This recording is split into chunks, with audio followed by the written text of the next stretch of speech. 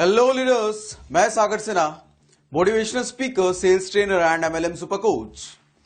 आज आपके साथ एक अलग तरह का टॉपिक डिस्कस करने वाला हूं, अलग तरह की बातें करने वाला हूं। आपने हमेशा से देखा होगा मैं इंडस्ट्री के लिए काम करता हूं, इंडस्ट्री के डिस्ट्रीब्यूटर्स के लिए काम करता हूं, लोगों के लिए काम करता हूं, लोगों को एजुकेट करता हूं, प्रैक्टिकल ट्रेनिंग देता हूं, लोगों को सही रास्ता दिखाता हूं, उनको स्किल डेवलप करता हूं। मैंने कभी भी किसी कंपनी स्पेसिफिक बातें नहीं की, किसी कंपनी के कभी विपक्ष में बात नहीं किया।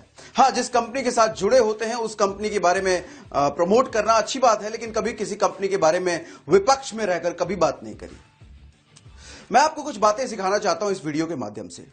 इंडस्ट्री में मैं देखता हूं कुछ गलत धारणाएं, कुछ गलत चीजें सिखाई जाती है, जैसे कि कंपनी आपकी मां होती है, कंपनी आपकी बाप होती है, कंपनी आपका सब कुछ होता है, कंपनी जिसने बदल लिया उसने धर्म बदल लिया, अपना मां बाप बदल लिया।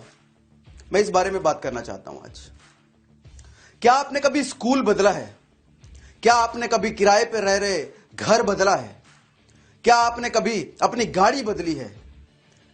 क्या आप कभी किसी जिस कंपनी में काम कर रहे थे उस कंपनी को बदला है आपने? अगर जवाब हां है तो मुझे एक चीज समझ में नहीं आती। नेटवर्क मार्केटिंग इंडस्ट्री में ऐसे पहले भी बहुत सारे अच्छे लीडर हैं, रेपुटेड लीडर हैं, जो इस इंडस्ट्री के लिए काम कर रहे हैं, जिस इंडस्ट्री में बड़ा योगदान किया है, उन्होंने भी बदला है। लेकिन यहां आज ऐसा क्यों कुछ लीडरों के द्वारा यह सवाल उठाया जाता है कि एमएलएम में कंपनी बदलना मां बाप को बदलने जैसा है? ऐसा क्यों है? क्यों सीधा एक कंपनी की तुलना मां बाप से की जाती है? अरे मां बाप कौन होते हैं? मां बाप होते हैं वो जो अपने बच्चे के पेट पालने के लिए खुद भूखा रहते हैं। मां बाप होते हैं वो जो रात रात भर जागते हैं ताकि उनका बच्चा सो पाए। मां बाप होते हैं वो जो दिन भर भागते हैं ताकि उनका बच्चा घर में आराम से रह सके। मां बाप होते हैं वो जो खुद अच्छी एजुकेशन भले ही ना पाए, लेकिन अपने बच्चों के अच्छे एजुकेशन के लिए अपना दिन रात एक करते हैं। वो होते हैं मां बाप। और कंपनी कौन होती है?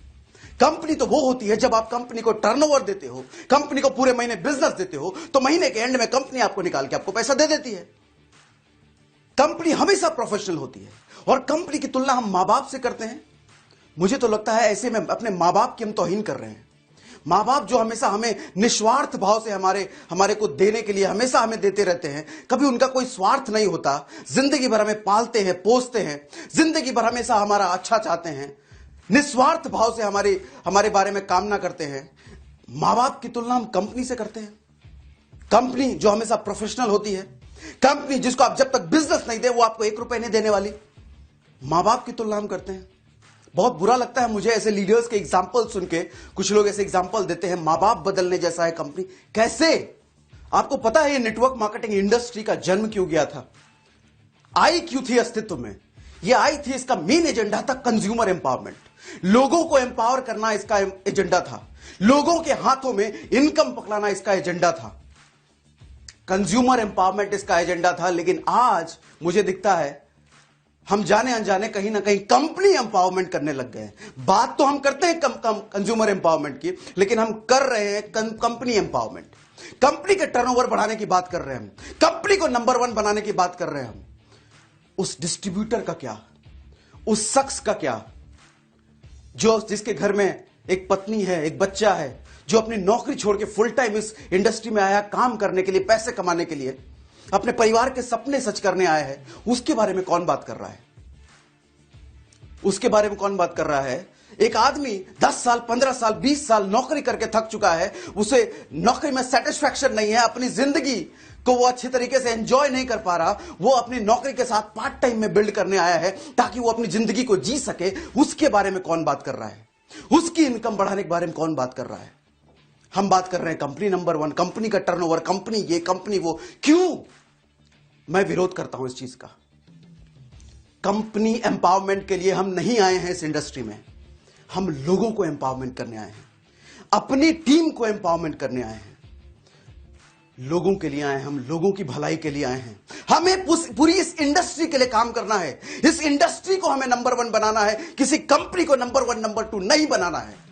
हमें पूरी इस इंडस्ट्री को नंबर 1 बनाना है, पूरी दुनिया में इस इंडस्ट्री को एक मुकाम पर पहुंचाना है।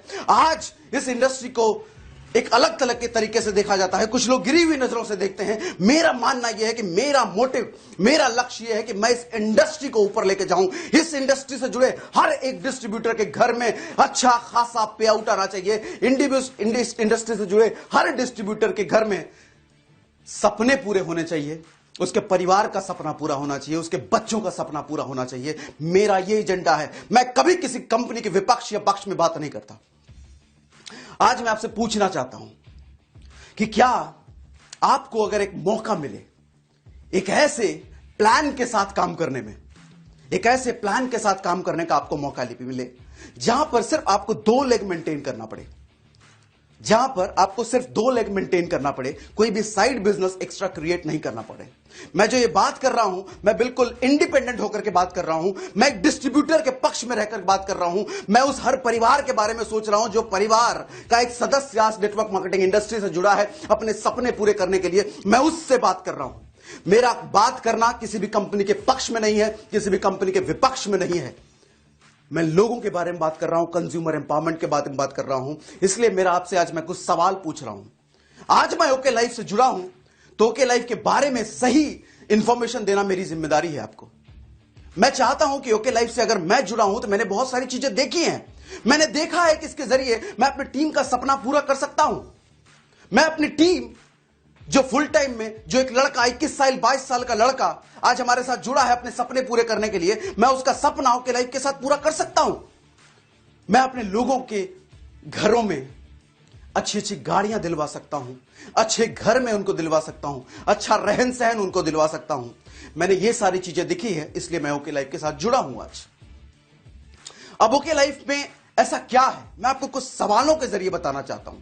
जवाब नहीं दूंगा, मैं आपको कुछ सवाल बताना चाहता हूं, कुछ सवाल पूछना चाहता हूं। इन सवालों के जरिए आप समझ सकते हैं कि हम ओके लाइफ में क्यों आए और किसी को भी ओके लाइफ केयर में क्यों आना चाहिए।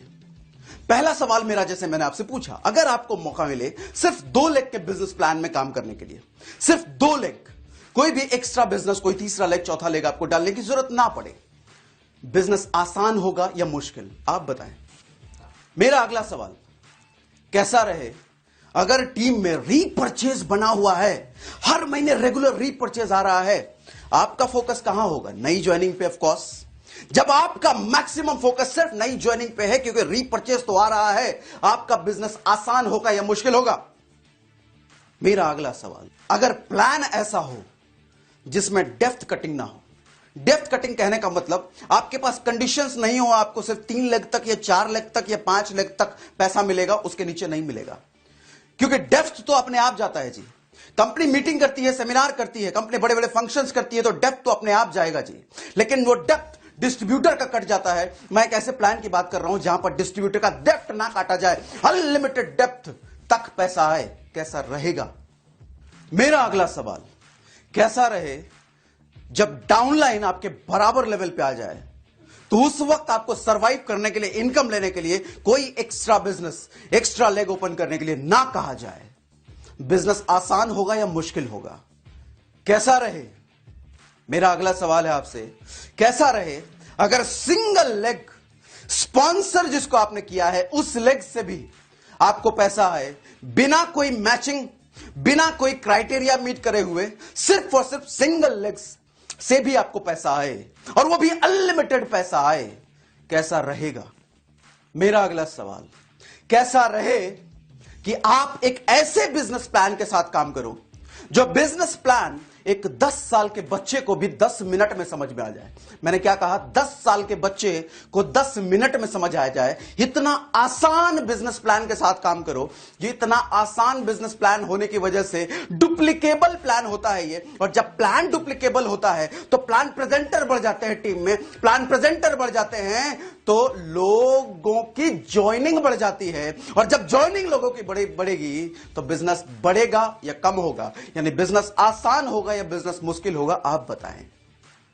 कैसा रहे अगर आपको अपना DP, stock point store open करना है तो 5 लाख के इन्वेस्टमेंट के बजाय सिर्फ 50,000 रुपए में आप अपना स्टोर ओपन कर पाएं। इवन 5 लाख का स्टोर ओपन करते हैं तो आपको 7% कमीशन मिले, 50,000 का ओपन करते हैं तो 4% डीपी पर कमीशन मिले। कैसा रहेगा?